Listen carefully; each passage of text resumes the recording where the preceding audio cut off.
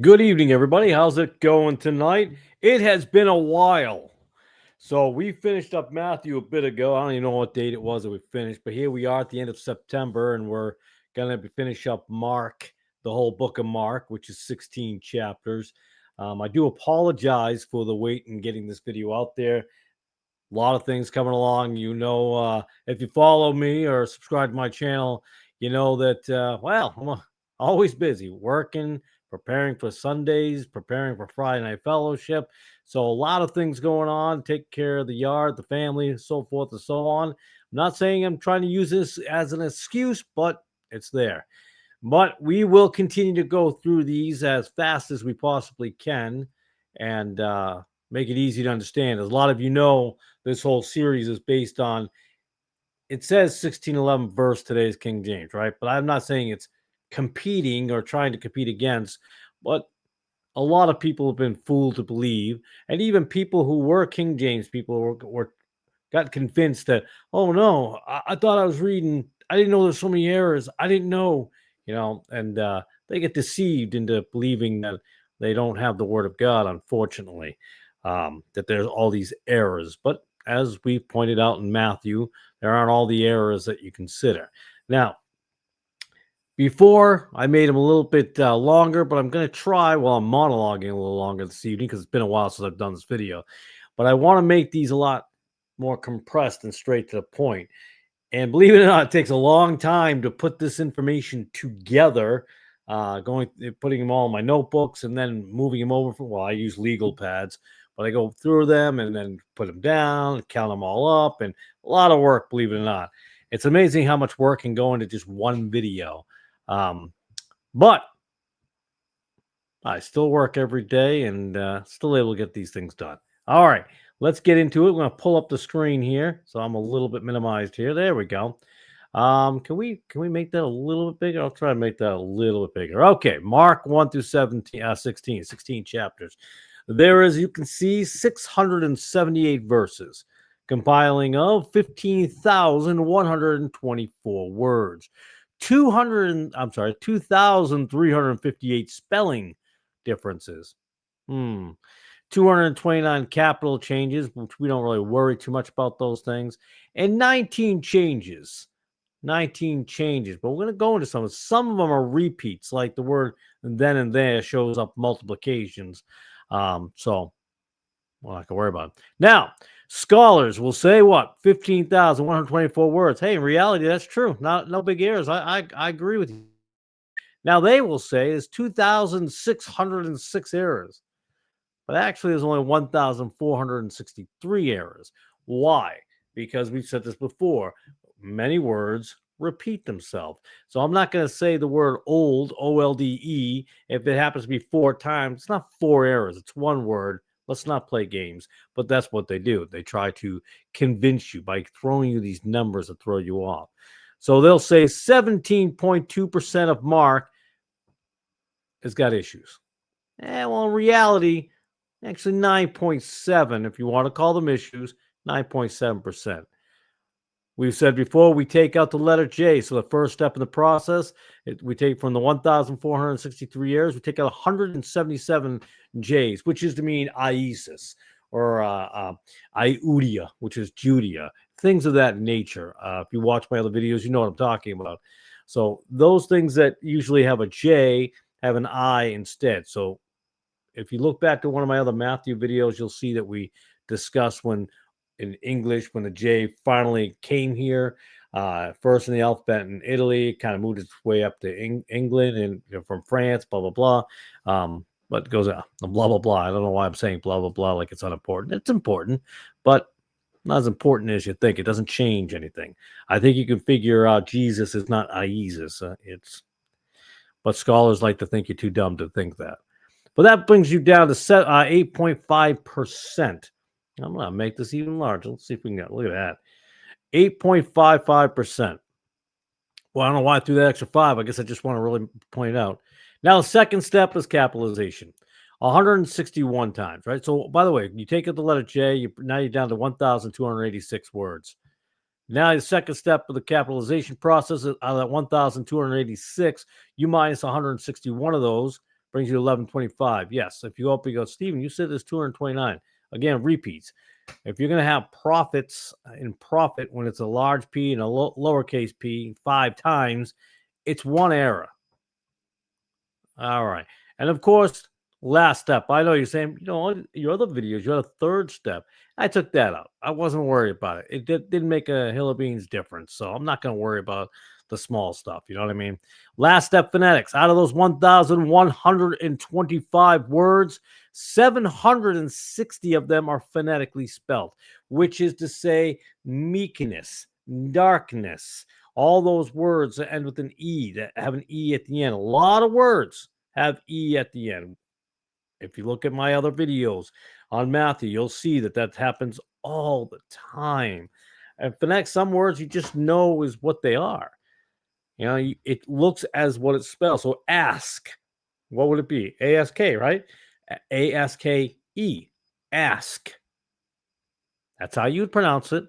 It's just phonetics. So that brings us down to 2.4%. Now, it's something a little bit different here. All right, we're going to look at these errors, okay? We're going to look a little closer into it. And you can first see right here what? Amazed and amazed? Wait a second. In 1611, that's a mistake. That's an error. They made a mistake, a typo. Did they, though? Did they actually make a typo? This was actually the correct spelling in that time frame. From the 16th into the 18th century, S was actually in that spot quite often where the Z was. And if you look outside of the Bible and different literature of that time frame, you're going to see that S would have been pronounced as a Z. And it'd be amazed. All right. Popular one is a Compton. I've seen this come up a lot. It means account. And like I wrote here, so I wouldn't forget, most people who spend a couple of minutes in research can find that this was the original spelling in the 16th to the 18th century. Accompted was a word. It meant account. I'm not going to go into the whole etymology and origins of the word, but you can do it yourself. It's not hard to find. Again, though, there are people who call themselves scholars who want to build themselves up and make them look smarter than you. Well, they have a degree.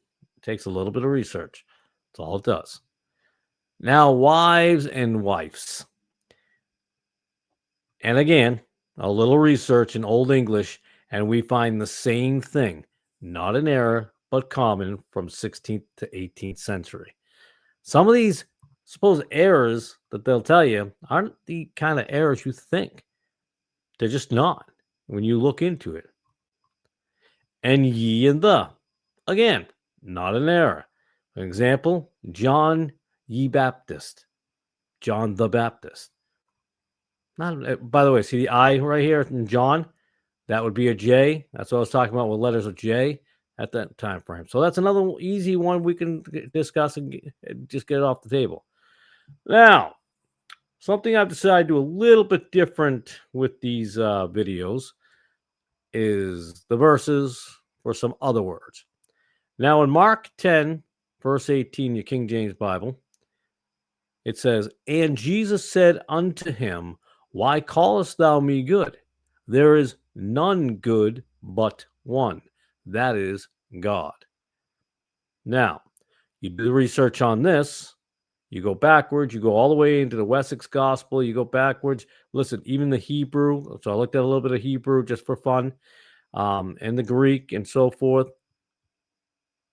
You'd be surprised.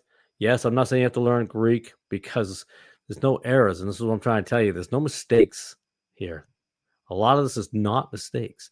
The word non, sounds like none, doesn't it? None is an Old English word. None is a combination of ni and an, which equals none. They take those two, put together, they get none. None means not, right? Not one. Not one, which became none. That was how it ended up. None. That's all it was. It's not hard to figure out, but people misinterpret it and misused it, unfortunately, and typos happen. It's the way it goes. Now, because in the 1611 it says no man and then it was changed to none, because no man was found in the Wycliffe Bible, 1382, the Tyndale, 1534, Coverdale, 1535, and 1539 was in the Great Bible, the Bishop's Bible, and AV 1611/King James Bible. But none is found in the 1537 Matthews, which is right between the Coverdale and the Great Bible. And in the Geneva, it's also found, which is right before the Bishop's Bible. And in the 1769 King James and up to today, it has none. None would be the proper word. That's fine. And this 1175 that I was telling you about before, this was actually Wessex Gospels, where you can find the word. It had actually the word none, N-A-N. So when I did a research of the lettering and the wording in that Old English script, that's how I discovered that word non being an Old English word. So just a little bit of research and you get to the bottom of that. So no mistakes here from the King James Bible. No offense here. I'm not trying to put anybody down here, but you can say no man. No man is gone. None have gone. They're not the same, yes, but I can see how one would say it. So, by the way, like I said, the Greek, 3 different Greeks, Stephanus, Beza, the Scribner, the other one, they all had, they did not have no man in it. So, all right, now we move to the next word, then and then. And I wrote this down. I'm not going to do a bunch of research on this because, like I wrote here, to me, this is a common mistake. I know I have pronounced these 2 wrong in my life. How many times have you personally mispronounced the word? Well, rather than, instead of then, then, how many times have you actually mispronounced that? I'm not going to dig any deeper into that. All right. In Mark 14, verse 36 in the King James Bible, it says, "And he said, Abba, Father, all things are possible unto thee. Take away this cup from me. Nevertheless, not what I will, but what thou wilt." You see what and what? Well, in the 1611, it actually had that. Now, if you read in context, he said, "Not that I will, but that thou wilt."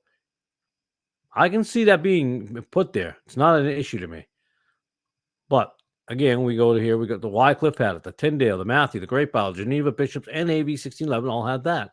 But the Coverdale and remember Coverdale took over for Tyndale, good friends of his. 1769 King James Bible today has what? And I believe that is the proper rendition. I ain't got an issue with that. I don't know how anyone could. If you're making a big deal out of that, if that's a skull, going to see, look, it's completely different. Well, that's why I put the verse here. I can see not that I will, but that thou wilt. Not what I will, but what thou wilt. All right, we're going to move on to Mark 11, verse 8. In Mark 11, verse 8 in King James Bible, it reads, "And many spread their garments in the way, and others cut down branches and strawed them in the way." Now, a lot of you going, yeah, that makes sense. I ain't got a problem with that. Well, in the King James Bible of 1611, it had of instead of off. At first, I thought, oh, maybe it was a typo. But after doing, obviously, research in 1382, Wycliffe has fro. Now, fro I think, was a typo because I think it meant to mean from, because in the Hebrew, one of the Hebrew texts, New Testament, actually says from. Same thing with the some of the Greek texts as well. It's off or from. So Wycliffe, Tyndale, Coverdale, Matthews, the Great Bible, Bishops, and the AV 1611 had of, except for Wycliffe had fro, and Geneva and today's King James Bible, 1769 today, have off. And like I said before, I said 3 Greek texts do say from. Also, one Hebrew text also says from. So I can see Wycliffe would be from, but he's got the M missing. That could have simply been a typo. Well, it wasn't typos back then. It was written in ink. But there are translations out there. Like I said, I did not check, but I have no issues with this. I have absolutely 0 issues with this issue. Just that simple. So that gives us 8 errors, right? I said 19, correct? In the beginning, it says 19, but you have to remember, not of and off. Let's go back up here. Back up, back up. Ye and the happens more than once. Amas, those are errors. Where's my... I didn't even get to go through all of them. But some of these were more than one. These supposed errors that happened. I thought I had it listed, but I did not. Oh, then and then. That happens like 4 or 5 times, perhaps, I think. So I'm not going to worry about multiples of the same word. So that covers 8 errors. So to sum it up, your ability to read the 1611 and understand is 97.5%. 97.5%.